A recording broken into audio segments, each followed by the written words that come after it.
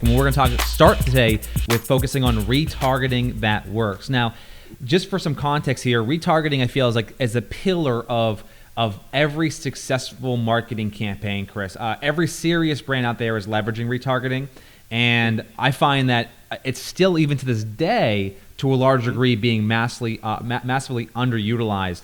I want you to first give me a quick definition of what retargeting it is, and more specifically, sort of what the opportunities that exist today look like. Yeah, I mean, retargeting, I call it like the Amazon strategy, because most people have seen, like, you go to Amazon, you look at a few items, you buy them or not, and as soon as you open up Facebook, the items in your newsfeed. As soon as you go to Insta, the items in your feed. As soon as you go read an article on ESPN, somehow that item is like a banner ad at the top. So that's retargeting. Retargeting is when somebody visits your stuff, or if somebody engages with your stuff, you can show them more stuff. Okay. But the problem is that, and this happens with everything, so no one should feel bad, but the problem is that when we get a new technique or a new tool or tactic, we tend to use it in a mass way. Yeah. So think about email, Jimmy. People for a long time, they only sent emails to either their whole list or one person. And we know that the best ways to send emails are to targeted small lists of people. Think about Facebook ads. You used to target your whole city. Yeah. Now it's like, oh, I want the moms in my city that like yoga and Zillow, right? So retargeting is going to go through the same evolution. It's what I call micro retargeting, and it's very simple. You don't need to retarget every single person that ever visits your site. You don't need to retarget every single person in your database, because it's ineffective and it's expensive. Like, what you want to do is retarget the people that are truly looking to transact soon. So as an example, we have about 60,000 people on our email list. Yeah. A lot of them are fans of the show. A lot of them are just buddies or other thought leaders in the industry. And so if we just took our whole 60,000 people and we uploaded it to Facebook and we retargeted them, it would kind of be irrelevant to them, or we'd have to do something really high level. But in our CRM, and most people's CRMs, Jimmy, they have things like stages. They have things like sources. They have things like tags, right? So what micro retargeting is instead of retargeting that whole database, we're going to just retarget the hot people, the pending people, and the people that have already bought before, something like that. Or let's say we're just going to retarget our Stellar leads and our Zillow leads, right? Yeah. Instead of retargeting everybody. So you can basically, instead of targeting your whole list, target a segment of your list, like ad roll, Facebook. They make this very easy to do. But the other thing is your website traffic. So as an example, Jimmy, we get 100,000 page views a month. Yeah. We get people reading our blog like crazy. We get people watching the show. We get people checking out where our next events are going to be, right? We got a great website. But like, there's certain pages on the site that obviously show a much higher level of intent. So as an example, if somebody clicks on the like schedule a call button on your site, that's like a really high level of intent. Like, they might not have called you, but just clicking on that shows intent. Something like your reviews, like, people are not going to read real estate agent reviews unless they're semi-interested in hiring an agent. Yeah, they got to be further in the process for sure. Exactly, but even something, Jimmy, like the people that visit your seller-centric pages versus people that visit just your home search, right? Yeah. So whether it's your database or your website, instead of targeting everybody, instead of putting billboards all over the internet, you're going to target way less people with a way more relevant message. Yeah, and that's a perfect segue here, Chris, because what the audience is looking at right now is this very simple concept that we like to use at Curator, which is sort of deeply personalizing the retargeting messaging based off of the who and the what. So as an example, if I were to see a common real estate ad, Chris, what they would typically say, they would say like 3 mistakes when buying a home. That would be considered I think actually a fairly common, like well-written campaign. But what Chris just mentioned was this idea that we're moving towards this sort of hyper-specific, hyper-targeted type of marketing that actually drives results. So what you're seeing here is that you have the ability when running any type of retargeting campaign to go deeper. First, define who it is you're retargeting. Be as specific as you possibly can be. By adding in the word millennials here, instantly, if I'm a millennial, I'm going to be more inclined to stop what I'm doing and read this article. And then the last thing here, Chris, is what we're doing is we're saying, then also talk about the event that's happening. So you're saying the who and the what. So 3 mistakes millennials make when buying their first home. Now, Chris, the criticism here, and I want you to talk about this, the criticism is this is too specific. What if someone who's not a millennial, who's not buying their first home, sees this ad and they don't respond to it? Like, shouldn't I make it more generic to appeal to more people? That's going to be the criticism, if you will. Yeah, I would just say the wider you cast your net, the more stuff falls through it. You know, like when you go out fishing, you can use like a general bait, but I think a lot of the best fishermen, they use like a real specific bait that attracts a real specific type of fish, right? They're not trying to just use a worm to catch a shark. You know what I'm saying? They actually get more strategic about it. But here's the thing, is like, it's okay to repel people as long as you attract more people. Like one of the other ones that we had, Jimmy, I thought was great is, should you buy a home if you still have college loans? Yeah. Right? I just got a new job. Should I really buy a home? So like, 95% of the world may not relate to this, but the 5% that does, they're going to love you for creating that content. Their kids in college is now the time to sell, you know? And so what happens is when you speak directly to the person, it works. Think about back to Amazon to wrap this up, Jim. When you go on Amazon and you look at socks or you look at whatever it may be that people look at on Amazon, a book, right? Amazon doesn't retarget you with, hey, you should buy a book soon. Yeah. They target you with the exact book you looked at. Yeah. They don't say, hey, you were on Amazon last week. You should check out Amazon again today. Yeah. They say, you put this pair of socks in your cart and didn't buy it. So they show you just that sock. So I don't think retargeting can be micro enough. What you're doing is you're extending it to your content marketing, because when you retarget people, you got to retarget them with stuff. So if you target niches on your site or from your database, you then should obviously target them with niche content, which is what you're suggesting. Yeah, I love this. And we'll get into appeasing sellers here in just one moment. But just to recap Chris's earlier point, the basic idea is we've moved from billboards to bullseyes, right? And that's the idea. So in the past, it was okay to simply have a picture of yourself retargeting every single person in your database, every single person on your website. Now what we're starting to discover is that if you want to have a high impact campaign, you've got to be really specific. You got to be specific with the people that you're retargeting, and you got to be specific with the message you're using to retarget them. It's just Jimmy, that simple. It does this really well, and it's not real estate. Hopefully it will be after we coach them on it. But like t-shirts are like a huge business. And what you'll notice a lot of times, it'll say, hey, are you a truck driver who lives in Florida, who was born in Virginia? Then you should wear this shirt that says all that on it. Like, are you a mom of a kid under 5? Like we saw one that was like, great mom, great teacher, great nap. You know what I mean? So like, that's like a person that's a mom that is a teacher as well. And obviously they're tired, right? So I just think that niche is where it's at. Like if we asked all the agents, like, where do you specialize? They specialize. Oh, we specialize in golf course houses. We specialize in horse farms. We specialize in luxury. We specialize in single family between this price and this price. You're already doing it in real life. Just do it with your marketing online. Yeah, I love it. All right, so let's get into the next topic here, which is appeasing needy sellers and winning more listings. I think it's something that not enough people are talking about, Chris. I think a lot of people right now struggle once they get a listing and the listing isn't selling. It isn't getting offers. People aren't showing up to the open houses. They typically go into this mode where they kind of are afraid to reach out to the customer or the client because there's no update.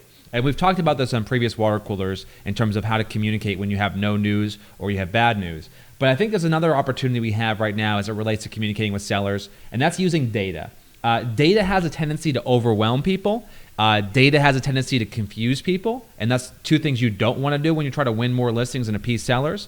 But I think the next tool we're going to show here, it sort of represents a way that data can help tell a story. So walk me through what I'm looking at right now on the screen here, this tool called Funalytics.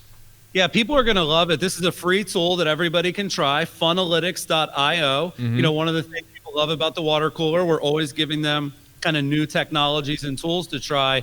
But it actually reminds me, Jimmy, of something you've said, which is let them see you sweat. Yeah. Like, let them see behind the curtain. And what this tool does is this makes it incredibly easy to show the whole funnel. You know, a lot of times we think of creating a blog or sending an email or running an ad or what we just said, doing retargeting. But what this tool allows you to do is visualize the whole funnel. You're going to see, okay, we posted a blog, that we put in an ad, that people clicked on or not, and then they registered or not, and then they opened the email or not, and then if they didn't open the email, they went here. Like, if you'll actually build out funnels visually, number one, it's much smarter and easier to either pen and paper build funnels, like, you know, I'm always using my whiteboard, or to use a tool like this. So this key is like step one, build the funnel in a tool like this, then go do the funnel. It's very hard to like picture the whole campaign. But the other thing this does is, like, if you knew that 5 people went through the whole funnel, you would be pumped that 5 people went through the whole funnel. Because when you look at it in its entirety, you realize, like, wow, they saw the ad, they clicked it, they could have not. They went to the landing page, they filled it out, they could have not. They got the email, they opened it, they could have not. They clicked the link in the email, they could have not, right? Like, when you look at the whole funnel, you're like, wow, this is hot. And that allows you to go to your sales team and say, guys, no excuses here. But that allows people like us to do marketing to go to our clients and say, listen, look at all the people that engage with your brand across the funnel. So part of it's for you, because you need to better visualize and architect your funnels. But if you take one of these funnels and you go show that to a seller and you show them how robust and sophisticated your marketing is, it's game over, Jimmy. Yeah, I love that. And I think the thing we have to always remember, this is the thought that's going through consumers' mind, Chris, when they're sitting down with an agent, especially if it's in a competitive market. If you're listening right now and you're in the competitive market, you're competing against other agents, discount brokers, you're competing against instant offers, and you're competing against people who just think they can list the property themselves. What you're really trying to communicate through a visualization like this is, am I worth it? That's what the consumer's asking in their mind right now, Chris. They're saying, are you actually worth it? And if you do these things, does it actually help me help me sell my house for more money in less time? And the thing about this is that visualizations tell a much clearer story than a simple bullet list of activities. And that's what we're really coaching on here, Chris. Now, the next tool. I researched this for the conversion code. Okay. People process visuals 60,000 times faster than words. So if you're just telling a seller what you're going to do versus showing them what you're going to do, you're really missing out. Another great option here. So this is funalytics.io. Another great option is called Lucid Charts. So if you're wanting to build funnels, Lucid Charts is another great option. But Jimmy, the other thing that can impress your sellers is the results of your marketing, right? Like, step one, be smart about how you architect the campaigns and show them how sophisticated your marketing is. But then step two, you have to look at, like, how did the marketing do? So, like, we did this over the break during the holidays. We took all of the statistics from our customers' Facebook pages and we put them into a beautiful graphic, and we showed how many people we reached and how many people clicked and how many people engaged. And it was crazy compelling. All of our clients shared it. All of their clients thought it was awesome. So what we've been looking for, and we think we found, is a multi-channel report. Because, like, in the past, when we talk about analytics or stats, it was largely Google Analytics, right? But nowadays, you've got Facebook, you've got Insta, you might be using Twitter or using YouTube. You talked about retargeting. So what this does, this is called Whatagraph, Jimmy. It's a beautiful and simple reporting tool for all of your stats. This is something that, number one, for you, can make you feel good about the performance of your marketing. But man, you turn the corner and you create a report like this for somebody that you're listing their home, and you show them that engagement, and you show them those clicks, and you show them that website traffic, and you show them that retargeting in action. It's amazing. And you can see from the little graphic there, it is so simple, Jimmy. You drag and drop the metrics that you want, and it literally creates the report, and then it'll auto send it to you. Now, a couple disclaimers here about Whatagraph. Whatagraph is free to try. You don't even have to give them your email. They do require a phone number. Yeah. And I was going to say, Jimmy, like they do a great job of follow-up, like just as a company, because they've built a tool that's worth paying for, but they let you use it for free. Yep. But then because they collect your number, they do follow up with you. Like they go and they find you on LinkedIn. They send you emails. Hey, would you like to extend your trial? Like they have a good funnel just in general, but it's a beautiful technology. It's simple to use. There's a free trial. And then if you do decide to keep it longer term, if you're doing a lot of marketing like we are, and you're marketing in a lot of places like we are, I think it's like $99 a month. But anybody can try it. Anybody can build a beautiful report. I think there's another one we've been looking at, Jimmy, called Data Deck or Data Box. Yeah, Data Box. Data Box. But yeah, the web has changed. Like this is something since we've been gone that has changed quite a bit, which is there's more places than ever that you're going to do marketing, and that creates more data than ever. But what the good marketers are going to do is turn the corner and use that marketing to get more customers. Yeah. And that's a concept we like to use at Curator called market your marketing. So in the event, so what we're, just to put things in perspective here, what we're saying is you use a tool like Funnelytics to basically map out your entire funnel to identify first personally for you where the blind spots are in your marketing, and something you can use on any listing presentation to persuade a seller that you're going to actually help them sell their home for more money in less time.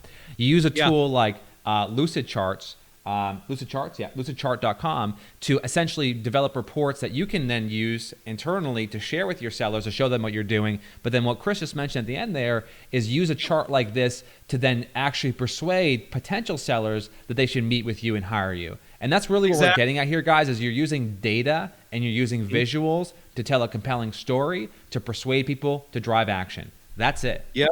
And Jimmy, last thing on that, we actually, if you guys are looking to attract more sellers, you know, last week we did our big listings. Curator.com/listings has the 19 fastest way to get listings this year. But if everybody goes right now to Curator.com/blog, John, who's the head of growth, he is also the producer of the water cooler. He actually just put out a blog post that's amazing. And it's the best 3 ways to target sellers on Facebook. So when you go to build an audience of people that you want to show off your marketing to or show off your funnels to, John wrote a great post. The best 3 people, not 3 people, the best 3 groups of people to target your seller ads. That just went live yesterday on the blog, Jimmy, Curator.com/blog. And when they visit that blog post, you better believe you're going to see some Curator retargeting ads. That's how it works, guys. Pulling it full circle. Jimmy, that's a good example. I might not micro retarget them. Yeah. Right? Like if you go on the like how we can help you get more sellers, then I'm going to get them.